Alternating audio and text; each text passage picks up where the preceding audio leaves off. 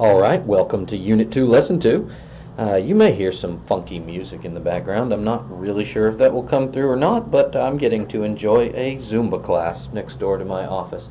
So, maybe you'll have some nice background music to help you out with your learning experience.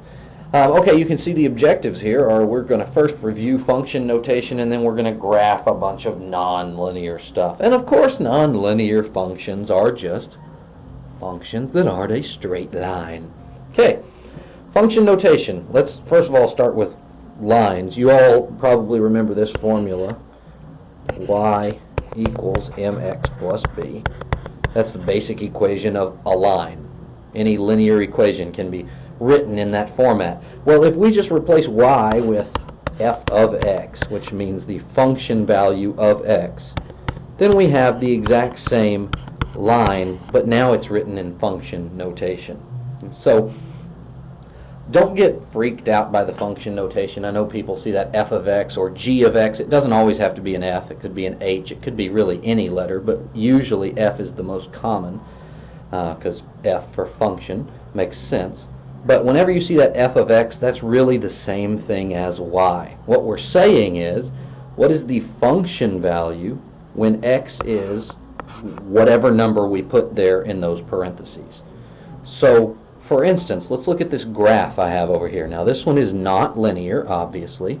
It's just some random curve. It does not matter what the equation is. I don't have to give you the equation because you have a graph.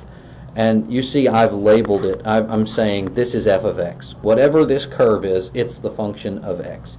So if I asked you, what is f of 2? What I'm saying is, what's the y value of the function when x is 2? That's what that really means. So you're going to look over at x equals 2, and then I'm going to go from 2, I'm going to go up and find where is the function. Okay, it's right there. I've made a black dot there where it is. It looks like the function value of 2 is a little bit greater than 2, right? Because you can see here, if it were right on 2, well, my line's off a little bit. Let me not do that. That line did not help. If it's right on 2, it would be right there. Right? It would be right there at y equals 2. It's a little bit above that. So we'll just say f of 2 is, let me approximate here, f of 2 is approximately 2. It's a little bit more than 2, but that's close enough for getting the purpose here. What if I said, what is f of 5? Well, let's look. Let's go over to x equals 5. 1, 2, 3, 4, 5, and let's just go straight up from there till we hit the function. And we hit the function at this point right here. What is that y value? That appears to be y equals 6. You can count them for yourself to verify, but if you go straight over, you're going to hit the y-axis at 6. Okay? So the function value of 5 is equal to 6. That's what that means. Or in other words, the ordered pair 5, 6 is on this line. When x is 5, y is 6. That's what we're saying. So that's the idea there. One last example. Let me move down a little bit. One last example here. We've got, let's say, f of, I'm not going to belabor this point for too much longer. Let's go -6. The function value when x is -6. Again, that's saying go over to -6 and go down until you find the function. I find the function right here, and what's that y value? That's -3. In fact, if I wanted to label it on the graph, I could label that point -6, -3.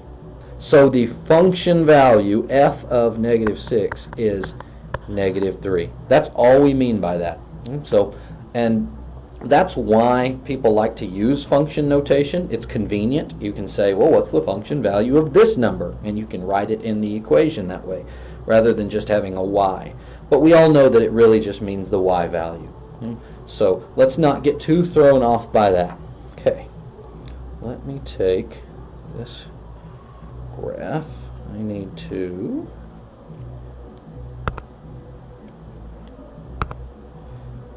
copy it, please. And let me come down here and paste it. Alright. Yeah, that works. Okay. Here's a new graph for us. Now, that's basically what you needed to know on function notation. I just wanted to review to make sure that we're all on the same page. Now, we've graphed linear equations, and now that's pretty straightforward. Now, we're going to do more of it to make sure we're all on the same page, especially when we review. But for now, let's move on, because linear equations are not the only kind of equations we get to deal with. This is called a quadratic equation. A quadratic equation is one where the exponent of the variable, in this case the variable is x, the exponent is a 2. That makes it a quadratic equation. Now, it doesn't have to be this simple. There's all kind of quadratic equations. Let me just give you an example of another one. Let's say you could have, let me use a different letter just to make it stand out. H of x is equal to 5x squared minus 3x plus 7. That's got a whole lot of extra stuff going on with it, but it's still a quadratic equation, right? Because the highest power of x is 2. I know that should be reviewed, but I just want to make sure we're all on the same page. Now, this second one I drew here in blue would be a little bit more complicated to graph, so I don't want to go there just yet. So let me get rid of that for now, and let's go back to just graphing this basic one that I gave you. Okay, f of x equals x squared. Well, what do we know about that graph? Well, let's plug in some points and see what we know about this graph. It's, when in doubt, make a table. So we'll go, well, that's interesting. I wrote it and erased it simultaneously.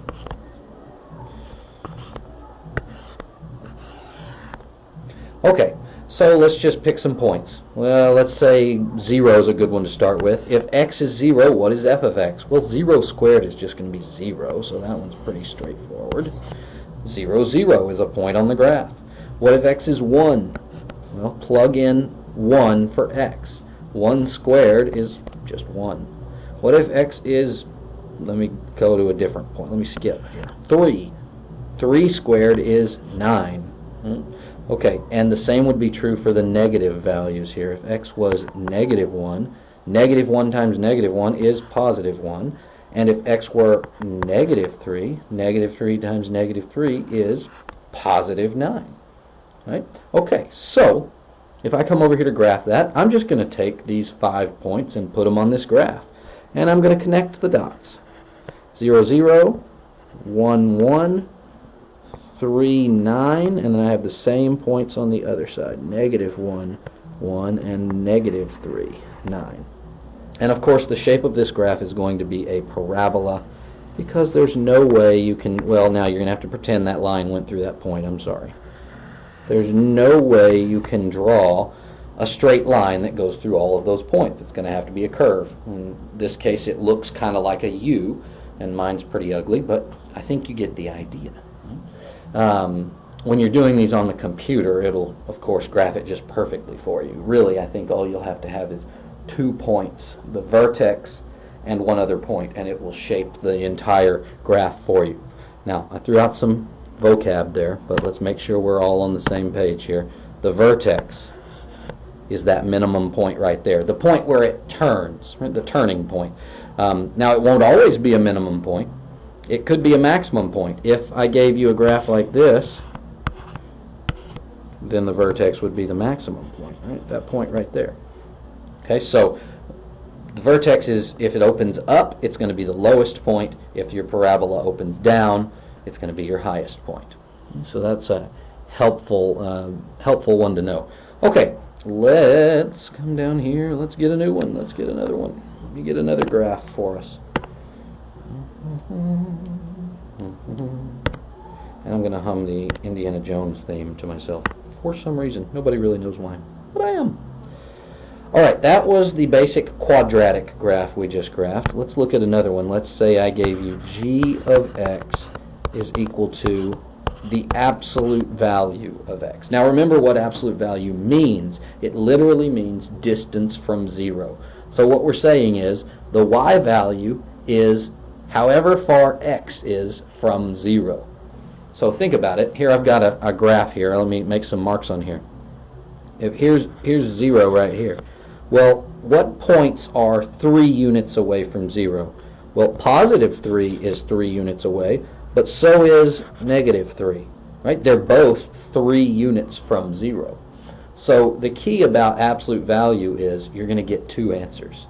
If you want to know what points are 5 units away from 0, well, 5 and negative 5. They're the same distance away. So when you're dealing with absolute value, essentially, you lose the negatives. Absolute value is always positive because it's distance. So we're saying, I don't care if it's in the negative direction or the positive direction. I just want to know how far is this thing away from 0. So let's just think this one out. I think this one's probably easier to graph without going through the whole table. If x is 0, there's only one value that can be, let me put it in absolute value bars. If x is 0, there's only one number that's 0 units away from 0, and that is 0. So let's make a point at 0, 0. Again, it goes through that point.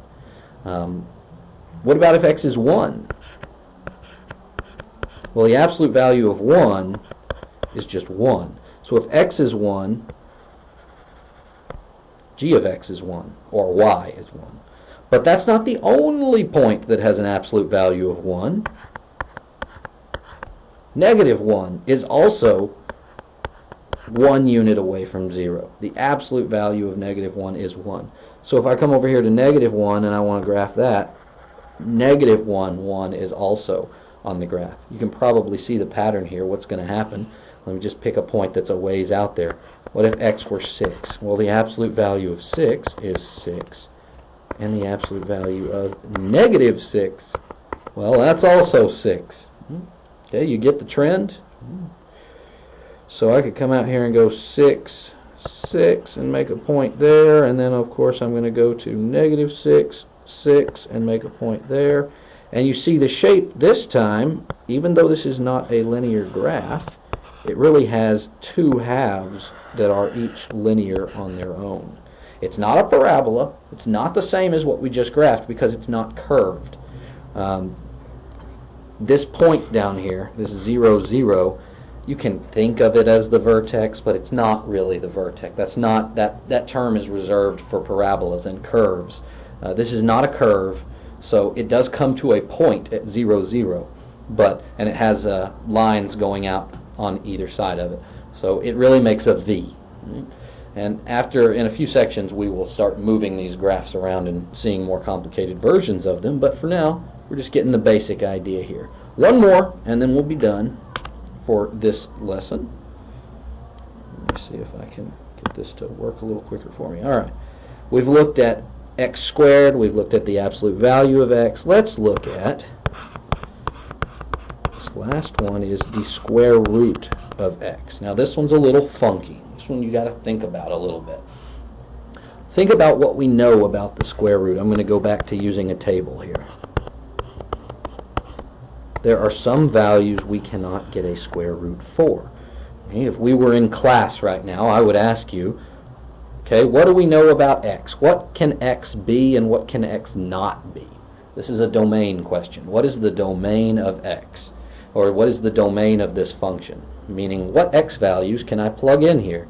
Well, what's the square root of negative 2, for instance? Well, that's not a real number. There's no square root of negative 2 unless we start using imaginary numbers, and we don't do that until the end of the course, so you don't have to worry about that yet. So in other words, I can't plug in any negative numbers for x. This function is not defined when x is negative. So I can only look at positive values of x. Because if I plug in any number that's negative for x, I will not be able to take the square root of it. So, if x is 0, what's the square root of 0? Well, apparently I'm going to erase it. I don't want that 0 there. No, I really do. It keeps going back to the panning hand on me. I didn't ask it to do that. Oh well. The square root of 0 is 0, of course. What's the square root of 1? Well, the square root of 1 is just 1. Okay, Okay, that's easy enough. But what about if I just keep going and I go to 2? Well, now we've got a problem, because the square root of 2, that's not an easy number to calculate. It's you can put it in your calculator and you'll get a rounded answer. It's like 1.4142 something. It goes on and on forever. It is not a rational answer.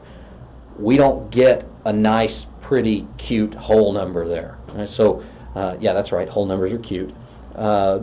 So we don't really want to plot that point. I mean, where is the square root of 2? Do you really want to try to plot 1.4142? I doubt it. So what we really want to do is pick some values of x that we know will work out as whole numbers. So we think, what's the next whole number that we know the square root of? Well, right here, we know that the square root of 1 is 1. If I go to 4, I know the square root of 4. It's 2. So that's helpful. And then the next one I would want to go to after that is all the way up to 9, right? Because I know that the square root of 9 is 3. So if I plugged in 9 for x, I would get 3 for f of x. So here's some points here. So when you have a square root graph, you kind of got to think about what values you want to plug in for x. Now when I go to graph this, so I've got 0, 0, I've got 1, 1, I've got 4, 2. I'm not going to graph that 2 square root of 2 point, even though it will go through that point. And I've got 9, 3. So if you try to connect these, again, it's going to be a curve, but it's going to be a... What just happened? I have no idea what I just did there. That was very fascinating. I pressed some funky button and made it do something different. Okay, it looks like that. It's a curve. I really didn't draw that very well. It should be flattening out more than that. But you get the idea. It is a curve that's it goes up quicker, but then it flattens out. Let me try to do that a little bit better. I don't really like what that looked like. Well, whatever. Okay. So it's going to go up, and then it starts to flatten out. But it is still increasing, because I can still put huge numbers of x in here and get a square root for them. But it's not a straight line, and it is not defined when x is less than 0. So there's your graph for the square root of x. Alright, that should give you enough information to be able to do all of the Unit 2 Lesson 2 assignment, and I will see you in the next video, if I can get this one to stop. Alright, there we go.